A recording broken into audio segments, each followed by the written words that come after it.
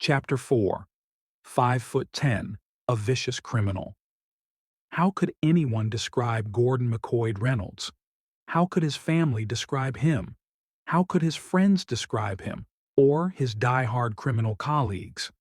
Gordon stood 5'10", weighed an even solid 200 pounds, and had a uniform semi-olive skin tone. For a 56-year-old, he still held on to his good looks.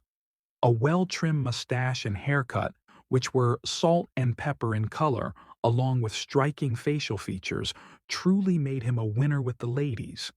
He possessed charm from a very early age. But along with his good looks and charm, Gordon accumulated a long list of criminal convictions. Beginning as early as 1932, he filled up a rap sheet which stretched across several U.S. states. Missouri, Illinois, California, Arizona, and Texas were the exact states where he'd been convicted and sent to prison for either several months or for several years. Even in the present year of 1962, he continued to commit crimes that range from compulsory prostitution to attempted murder.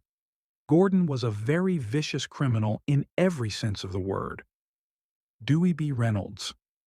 Not a single day in his life did he ever perform an honest day's work. Living on the edge gave him the adrenaline rush that he forever desired. One of his main occupations, even 30 years after his first conviction in 1932, was being a well-known pimp. Being of pure Irish descent, he'd forged alliances with some of the top local Italian gangsters. If someone was going to operate any type of vice, they were well advised to give the Italians a piece of their action. With money made from vice over the years, Gordon wised up and bought a couple of run-down houses. The houses were fixed up and made to be livable. The plumbing and wiring were brought up to the highest standards. Unsanitary conditions were quickly made to be sanitary. Clean and almost new furniture was placed all over both houses. Despite efforts to present the houses as places for law-abiding families, Gordon knew that the KCPD Vice Squad kept its eyes and ears open for potential bawdy houses. Crime flourished at the north and northeast areas of Kansas City. Pimps were forever busy trying to establish their stable of women. Gordon was already there. At the present, he had a total of 4 women working for him. 3 of them were colored and 1 was white. All 4 women were very attractive, their bodies shapely and well kept.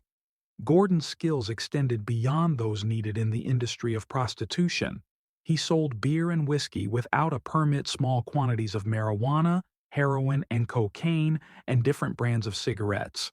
Sometimes, he even sold fenced goods. Gordon learned early on in life that there was so much money to be made in vice.